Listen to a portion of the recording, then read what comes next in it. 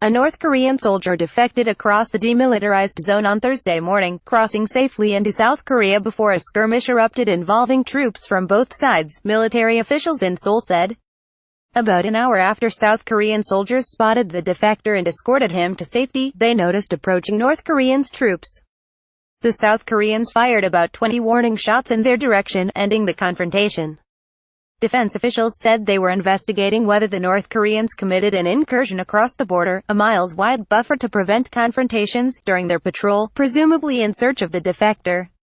Such an act would be considered a provocation, the official said.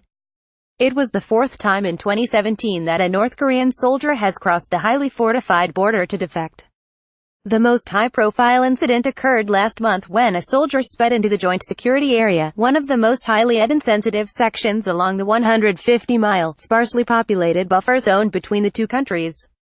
In that case, captured on many video cameras stationed at the border, North Korean soldiers chased him on foot, shooting their fleeing countrymen at least 4 times before he collapsed in safe territory.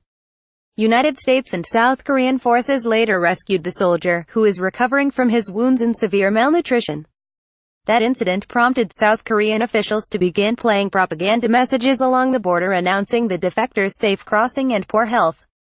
The speakers are capable of projecting messages for miles, presumably within earshot of other frontline North Korean border guards.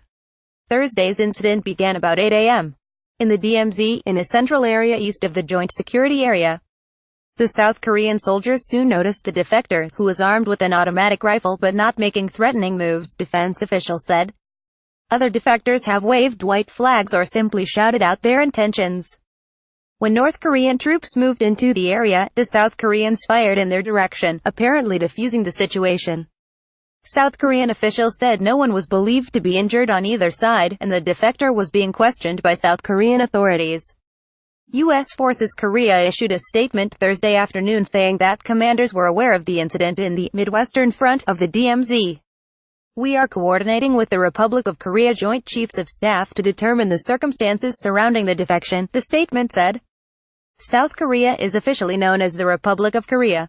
The incident comes at a tense time on the Korean peninsula, with South Korea preparing to host the Winter Olympics and North Korea under immense international pressure to halt its development of nuclear weapons and long-range ballistic missiles.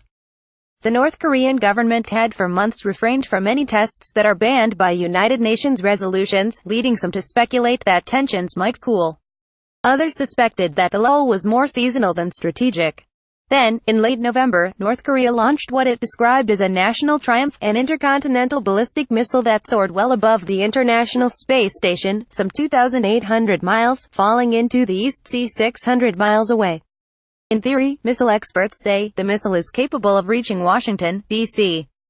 The international community and the Trump administration are still grappling with how to craft a long-term solution to denuclearize the government in Pyongyang. Caption Styles is a special correspondent.